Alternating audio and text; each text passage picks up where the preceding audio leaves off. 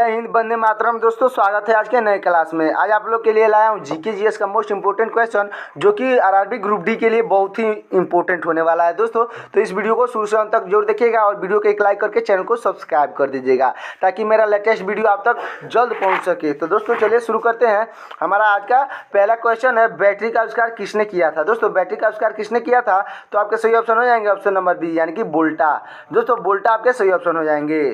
तो दोस्तों हमारा अगला प्रश्न है, एल्यूमिनियम किस खनिज से प्राप्त की जाती है। दोस्तों एल्यूमिनियम किस खनिज से प्राप्त की जाती है, तो दोस्तों आपके सही ऑप्शन हो जाएंगे ऑप्शन नंबर सी, यानी कि बॉक्साइट से प्राप्त की जाती है। दोस्तों एल्यूमिनियम बॉक्साइट से प्राप्त की जाती है। तो दोस्तों हमारा अगला प्रश्न है, निम्न में से कौन सा नंद वंश का अंतिम शासक था। दोस्तों निम्न में से कौन सा नंद वंश का अंतिम शासक था, तो आपके सही ऑप्शन हो जाएंगे दोस्तों ऑप्शन नंबर सी, यानी कि घनानंद। दोस्तों घनानंद आपके सही ऑप्शन हो जाएंगे। तो दोस्तों हमारा अगला प्रश्न है, महात्मा बुद्ध को किस स्थान पर महापरिनिर्वाण प्राप्त हुआ था। दोस्तों महात्मा बुद्ध को किस स्थान पर महापरिनिर्वाण प्राप्त हुआ था, तो आपके सही ऑप्शन हो जाएंगे ऑप्शन नंबर डी, यानी कि कुशीनगर में उनको महापरिनिर्वाण प्राप्त हुआ था। चलते अगले प्रश्न की ओर। हमारा अगला प्रश्न है, भारतीय संविधान का अनुच्छेद 21 किससे संबंधित है। भारतीय संविधान का अनुच्छेद 21 किससे संबंधित है, तो आपके सही ऑप्शन हो जाएंगे ऑप्शन नंबर सी, यानी कि जीवन का अधिकार से संबंधित है। दोस्तों अनुच्छेद 21 में हमारे जीवन के अधिकार के बारे में बताया गया है। तो हमारा अगला प्रश्न है, जाकिर हुसैन कौन सा वाद्य यंत्र बजाते थे। दोस्तों जाकिर हुसैन कौन सा वाद्य यंत्र बजाते थे, तो आपके सही ऑप्शन हो जाएंगे ऑप्शन नंबर डी, यानी कि तबला। दोस्तों जाकिर हुसैन तबला के नाम से प्रसिद्ध हैं। अगला प्रश्न है दोस्तों, एशिया महाद्वीप की सबसे लंबी नदी कौन सी है। दोस्तों एशिया महाद्वीप की सबसे लंबी नदी हो जाएंगी, यानी कि यंगात्जी नदी। दोस्तों यंगात्जी नदी आपके सही ऑप्शन हो जाएंगे।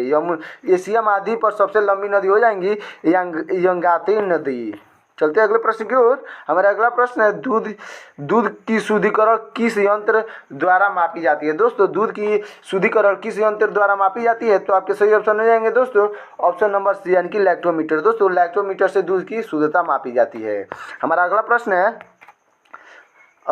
करीबा बांध निम्न में से किस नदी पर स्थित है। दोस्तों करीबा बांध निम्न में से किस नदी पे स्थित है, तो सही ऑप्शन हो जाएंगे ऑप्शन नंबर ए, यानी कि जेम्बेजी नदी पे स्थित है। दोस्तों जेम्बेजी नदी पे करीबा बांध स्थित है। अगला प्रश्न है दोस्तों हमारा, दादा भाई नौरोजी द्वारा संपादित समाचार पत्र था। दोस्तों दादा भाई नौरोजी द्वारा कौन सा संपादित समाचार पत्र था, तो दोस्तों आपके सही ऑप्शन हो जाएंगे ऑप्शन नंबर बी, यानी कि रात गुप्तार। दोस्तों रात गुप्तार जो हो जाएंगे वो दादा भाई नौरोजी द्वारा संपादित समाचार पत्र था।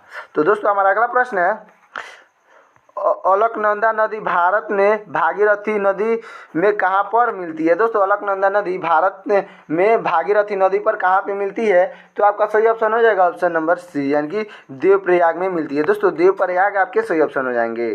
तो हमारा अगला प्रश्न है दोस्तों, निम्नलिखित में से कौन सी नदी धुआंधार जलप्रपात बनाती है। दोस्तों निम्नलिखित में से कौन सी नदी धुआंधार जलप्रपात बनाती है, तो आपके सही ऑप्शन हो जाएंगे दोस्तों ऑप्शन नंबर बी, यानी कि नर्मदा नदी। दोस्तों नर्मदा नदी धुआंधार जलप्रपात बनाती है। तो दोस्तों हमारा अगला प्रश्न है, किस देश को लैंड ऑफ द मिडनाइट सन भी कहा जाता है। दोस्तों किस देश को लैंड ऑफ द मिडनाइट सन भी कहा जाता है, तो आपके सही ऑप्शन हो जाएंगे ऑप्शन नंबर डी, यानी कि नॉर्वे को। दोस्तों नॉर्वे को लैंड ऑफ द मिडनाइट सन भी कहा जाता है। चलते अगले प्रश्न की ओर।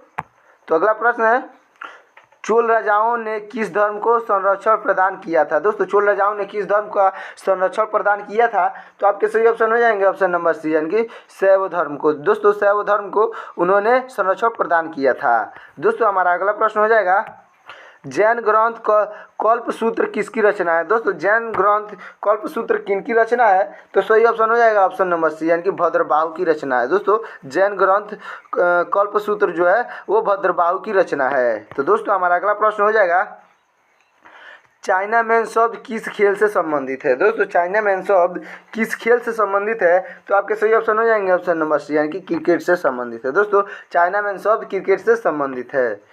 तो दोस्तों हमारा अगला प्रश्न है, निम्नलिखित में से कौन सा एक जैन तीर्थकर नहीं थे। दोस्तों निम्नलिखित में से कौन सा एक जैन तीर्थकर नहीं थे, तो आपके सही ऑप्शन हो जाएंगे दोस्तों ऑप्शन नंबर बी, यानी कि नाथ मुनि। दोस्तों नाथ मुनि जो थे वो जैन तीर्थकर नहीं थे। चलते हैं दोस्तों अगले प्रश्न की ओर।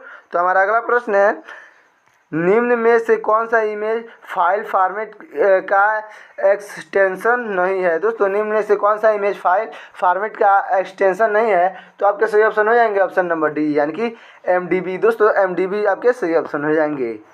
दोस्तों हमारा अगला प्रश्न है, अजंता की गुफाएं कहाँ पर स्थित है? दोस्तों अजंता की गुफाएं कहाँ पर स्थित हैं? तो सही ऑप्शन हो जाएगा ऑप्शन नंबर सी, यानी कि महाराष्ट्र में स्थित है। दोस्तों अजंता की गुफाएं महाराष्ट्र में स्थित हैं। हमारा अगला प्रश्न है, पानीपत की तीसरी लड़ाई कब हुई थी? दोस्तों पानीपत की तीसरी लड़ाई कब हुई थी?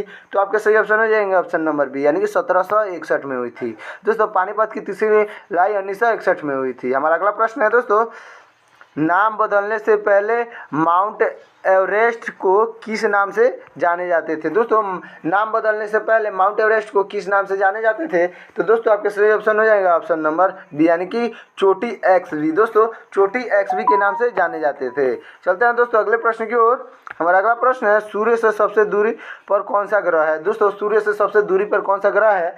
तो आपके सही ऑप्शन हो जाएंगे ऑप्शन नंबर बी, यानी कि नेपच्यून। दोस्तों नेपच्यून जो हो जाएंगे आपके सही ऑप्शन।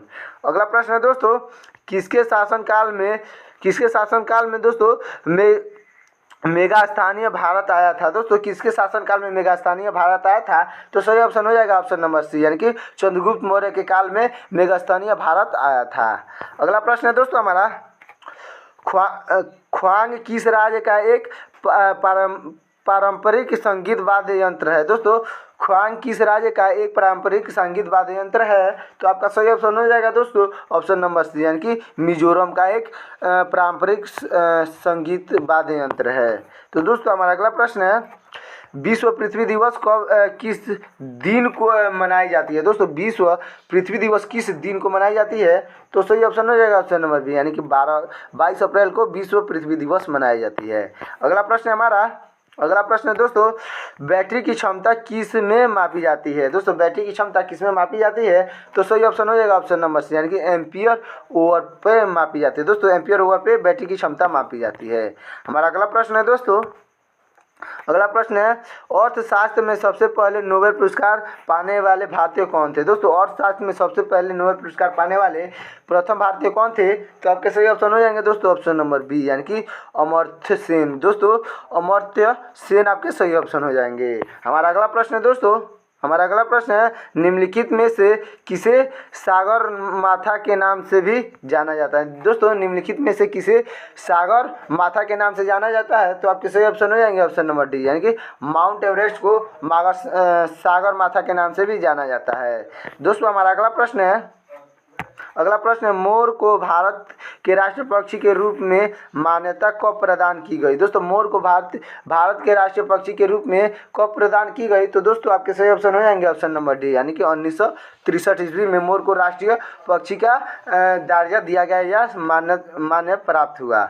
अगला प्रश्न है दोस्तों, विश्व जनसंख्या दिवस कब मनाया जाता है? दोस्तों विश्व जनसंख्या दिवस कब मनाया जाता है? तो आपके सही ऑप्शन हो जाएंगे ऑप्शन नंबर बी, यानी कि 11 जुलाई को विश्व जनसंख्या दिवस मनाया जाता है। तो दोस्तों हमारा अगला प्रश्न है, उच्चतम